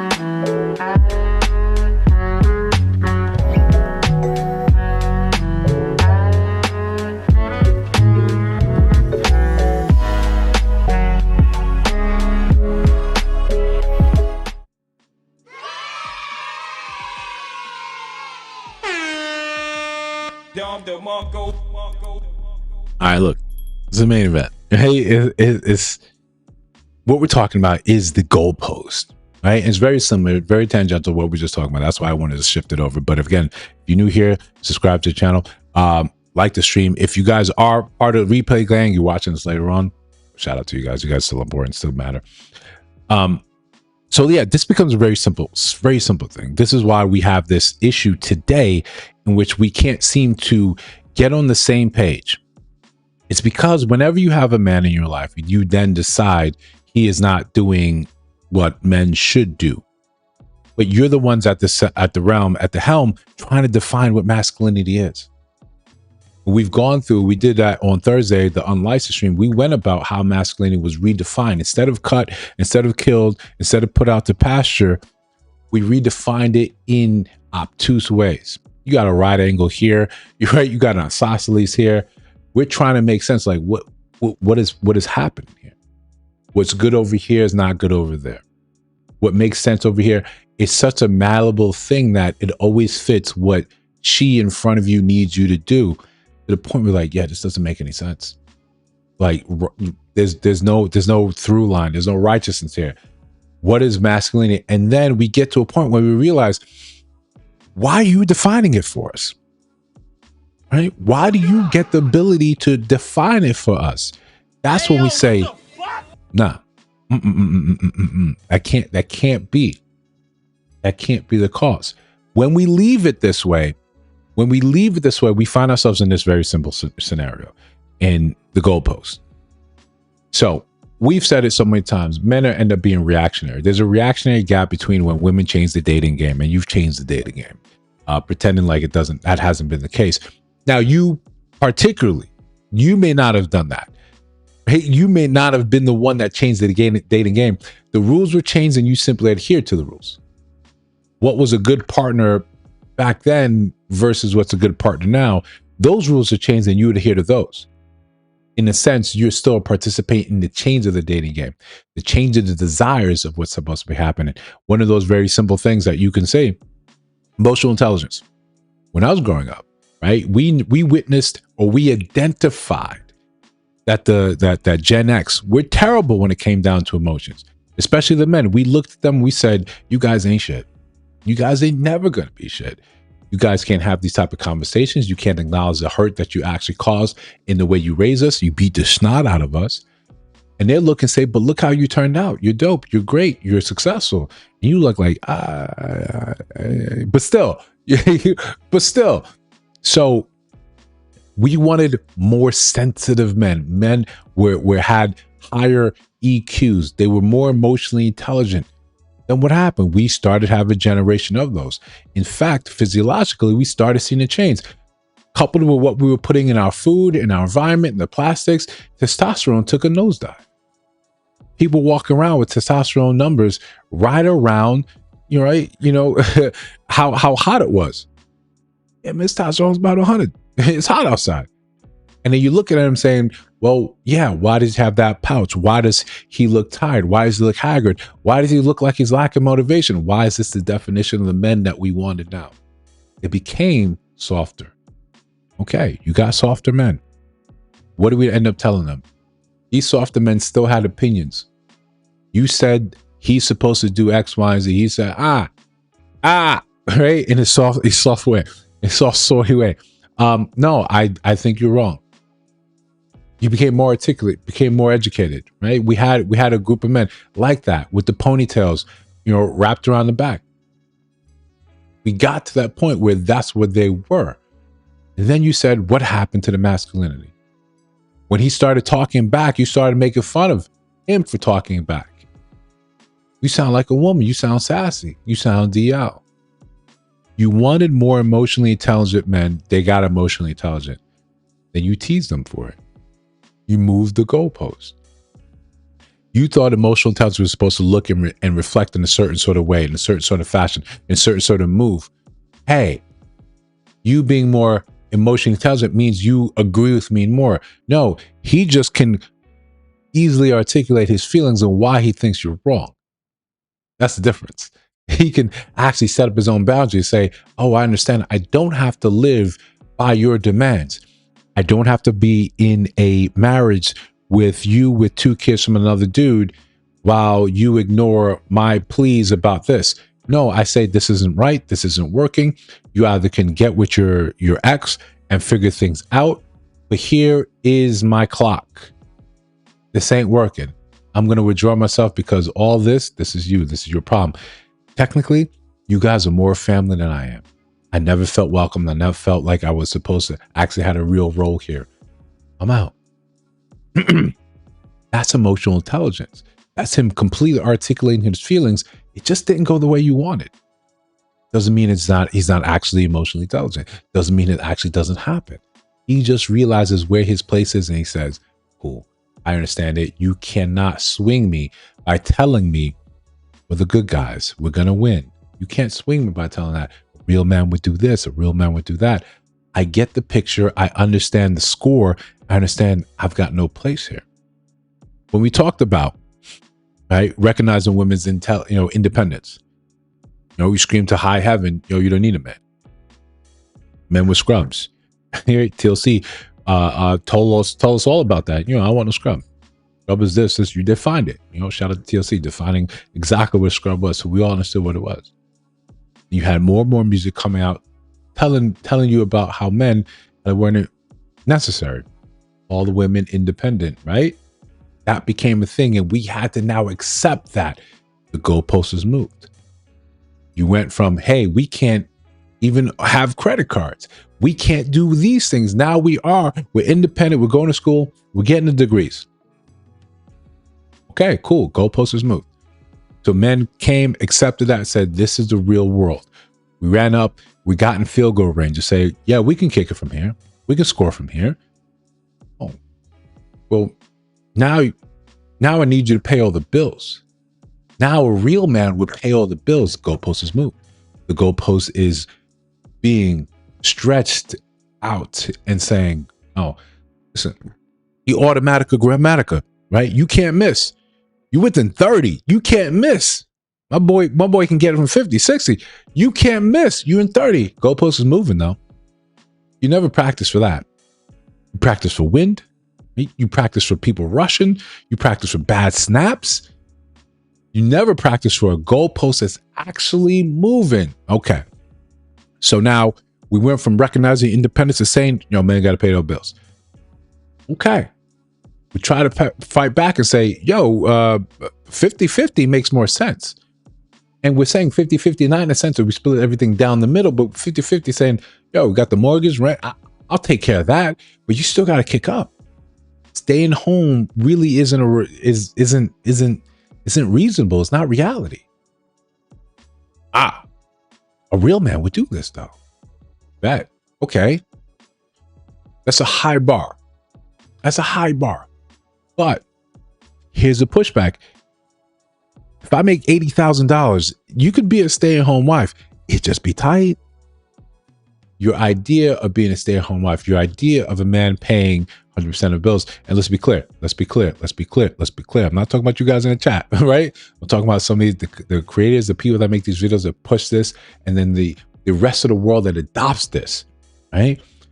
Exactly. We're talking 50-50 effort. We're talking about, listen, I'm doing my very best to make this thing work. I'm hoping you're doing the same. That's the idea. But they're taking that and saying, no, I want you to kick up entirely. I want you to pay all the things. And then you recognize my unpaid labor that I told you I wanted to do. Right? I told you I wanted to do this unpaid labor, but now I need you to recognize it. So when you come back home from working whatever job you need to work in order to pay all the bills here, the extra hours, the overtime that becomes your regular schedule, you have to work 70, 80 hours a week to afford her 2 kids at home at this age. And you sign up to do it, you got to do it for 4 years. Your regular schedule is 80 hours a week now. As long as it's available, you got to work it. You do this so you can still have at least 2 days back at home with the kids. But now when you are home, now you don't pay attention. Now you're not an active father. Now you don't date. The goalpost is moved again. All right. How do you balance the two? Well, you got to become an entrepreneur. You got to make your own money. And that takes time. That takes effort. In the time, you do not have enough time during the day to actually fill this. There was never a way you were going to win the Super Bowl like this. It just wasn't possible. But you said it. You said, okay, this is what I'm supposed to do. I'm going to make it happen. I want to be known as a good man. So you went from recognizing independence. You went from understanding, hey, I don't need a man. We don't need a man. Free the nipple. As an aside, I don't think most men are going to fight for you to free the nipple. If you want to free the nipple, please feel free. Besides that, so independent to recognize me, recognize my worth. Now you need to pay all the bills. Now we're here witnessing the goalpost being moved once again.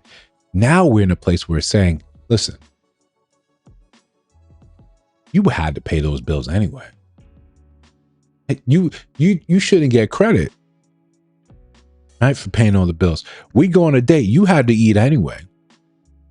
You were going to pay for dinner anyway. Me being here shouldn't give you any credit. Okay. You're here in the house. I'm living with you. You're already paying rent. Why should you get credit for paying? You're paying all the bills, but why should you get credit for that? You had to pay those bills anyway. Now we find ourselves in this silly scenario in which we pretend as if for the last 10 years, we haven't listened to women saying that women cost money. It costs money to be a woman, to be with a woman. It costs you money. You told us that. We had to accept that in part of this moving forward. Now, in the calculations, you want to make it seem like I don't take up any space. I don't use any electricity. I don't use any water. I don't eat anything. In fact, I'm moving right into your one bedroom. You don't need any extra space. We suddenly have 2 kids. You don't need any extra space. We know the truth is very different. A man living by himself will live in a hovel. He'll live in a car. He'll live in a cave. He'll unga bunga for the rest of his life. But the minute a woman comes there and the thought of a family exists, what happens? He said, I need a bigger place. Now we go house hunting, right? And I'm not talking about house hunters where they say, I work at a pencil factory, right? I listen to bees for a living. Our budget is $2 million. Now he's got to find that money somewhere. The average cost of a house right now in America is $417,000. That's the median cost. But now he needs to put his hands on at least $80,000 for a down payment, or less if he goes FHA. But if he goes FHA, he's got a larger monthly bill. His bill just tripled, just in terms of rent alone, just tripled. Because you're there. because the thought of kids are there. That's a reality of it. It costs more to now heat and cool this house. The insurance for this place is more. Oh, we couldn't get a place like this without getting a pool. That's also more. His life now becomes centered around sustaining this sort of thing. And you can't simply sustain because over year after year, everything increases. But now you have to actually sustain. You have to do the overtime. You have to climb the ladder. Pretending like you don't cost anything is a new flex, is a new lie. Women don't cost anything. Look at all the things that she actually does at home that allows you to do that. I don't have a choice now. Yes, you taking care, you raising the kids, you taking care of the kids at home saves us from childcare. I couldn't afford childcare anyway. If we wanted to go to childcare, you would have to get a job and supplement that. Don't make enough for that, especially if you lived in New York. Don't make enough of that. The conversation around being a stay-at-home parent, having a man pay all the bills, in the sense that you want, in the sense that it looks like, that's a $300,000 conversation. That is not just six figures. No, that is $300,000. And when they try to shame you and make it seem like you making 100 is whatever, or they try to shame you and say you making 300,000, that's whatever. It's not. That's significant. It's a significant amount of money that most people in the United States will never stick their hands on. 75% of people in the United States are not going to make that type of money. 75. And they look at you and try to downplay it, make it seem like, as you should. This is just normal. This is what you're supposed to do. No. This exists, constantly will exist when we have let masculinity be defined by people that are not inherently masculine. When other people get to speak on it and define it and tell us the direction in which it should be going, we find ourselves in this situation, constantly in this situation, stuck in this situation. It's impossible for us to drive up, overtake the car in front of us, hop into the driver's side, wrestle them for the control of the car, the lead car, and direct it where it needs to go. The best solution a lot of us have is when we're in that second car on that one-way street and we're trailing behind and they're saying a real man would take a right. Park that car. Park that car. Park that car until more men park that car around you and say, what are we going to do? What makes sense? And at the top of this, when we're redefining what masculinity is, when we're saying the goalpost cannot move any further, then we start having real conversations. This is not to say this conversation needs to be void of women, but their input is still critical, still important. It's still one of the greatest drivers we have on this planet. Our lust for women destroys us. Our love for women sustains us. But it's got to be on your terms. It's got to make sense for you. No longer do you have to think that your job here is to sacrifice. And I'll give men credit.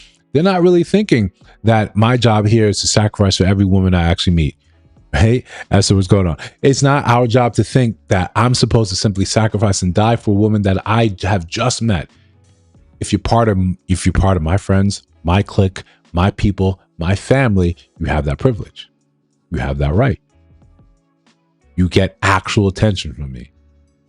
I'm actually concerned with how your life goes. But if you're just someone you just met on an app, I got your number on the street, we're talking, and automatically saying, damn, I don't know how I'm going to pay my rent. My break, I had to take my car to get serviced. None of that concerns me.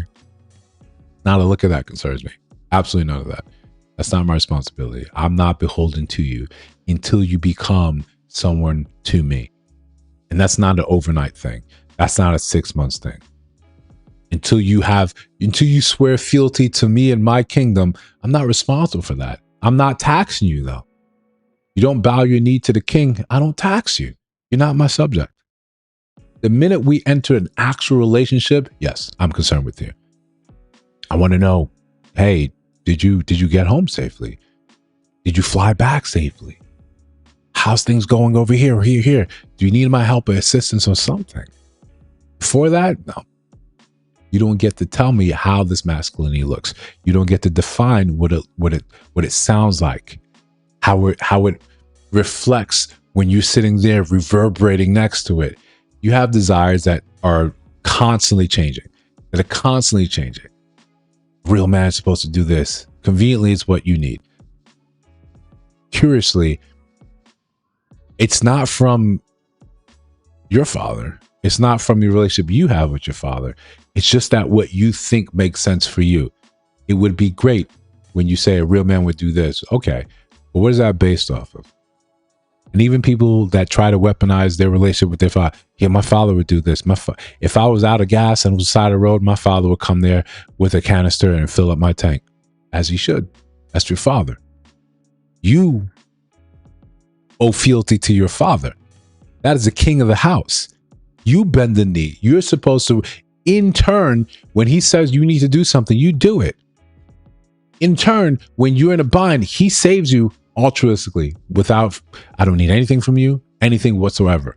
You are my blood. Of course, I'll come to rescue you. Hell, sometimes they didn't even need to thank you. That sometimes ends up being the role of a father. And then to pretend or try to say, this is an example of what I should date with. I don't have this relationship with you. You can't tell me as a man how I'm supposed to be. That's good for your father. That would be great for my daughter. You are not my daughter. You will never be my daughter. Despite whatever you may feel, whenever you want, you will never be my daughter. Despite the pet names you may say in the bedroom, you will never be my daughter. Just the same way I'll never be your son. The way you will go bend over backwards, kill yourself for your son. You won't do that for me. So stop trying to ask men to do that, to behave like that, to define their masculinity through a way that's very convenient for you. It's not. You move the goalpost and you can keep moving it, but you'll find that the team is no longer on the field. I say, well, good. Congratulations. Right? A lot of women will move the goalpost so far, the game is over. The game is over. You've moved it so far, you cannot find your way back. You set your goalpost and you set it there and you expect men to show up and kick. Some men will go around curious. Oh, what's going on over here? Oh, no, I'm good. I'm good. And the easiest thing to do is turn around and say there's something wrong with them, right? They failed to do something. Something is an issue with those type of men because they don't want to at least take the field. No, they've seen it, or they listened, or they right, or they've listened to stories and said, "I see how this goes. I see the danger ahead of this," and I say, "Okay, I wish you luck." They detach with love. Hey, I wish you get the life you deserve. That's one of my favorite ones. Right? or I'll give my number one favorite. You be all right. Right? You be all right. That's it. Tap on the shoulder. You be all right. That's it. That's all I need. Hey, you can live your life, determine how it makes sense for you in whichever way it does. You be all right. I'm going to go about do my thing over here. Listen, with that being said, right? Again, happy Father's Day for you guys that are fathers, new fathers and old fathers. But you guys, I'm talking about the ones I know in my life, specifically I know in my life. You guys have been nothing but a phenomenal example of what it means to put your kids first. I've seen the amount of opportunities that you guys have ignored simply to say, I got to be there for my kid. I got to take my kid here. I got to show up. You do it with a smile on your face. It's never a bother. Even when I watch a lot of you guys lose sleep, say this is what it is for. This is what it is. I'm eternally proud to call a lot of you guys my friends. You guys have been a phenomenal bulwark against the nonsense that I see online. So again, even if you may not hear it, if you do not hear it in a place where you think it's sincere, happy Father's Day. I know tomorrow is just going to be a new goddamn Monday, but still, today and the next day, it's your day. With that said, rest you guys, right? I'll see you guys in the next one.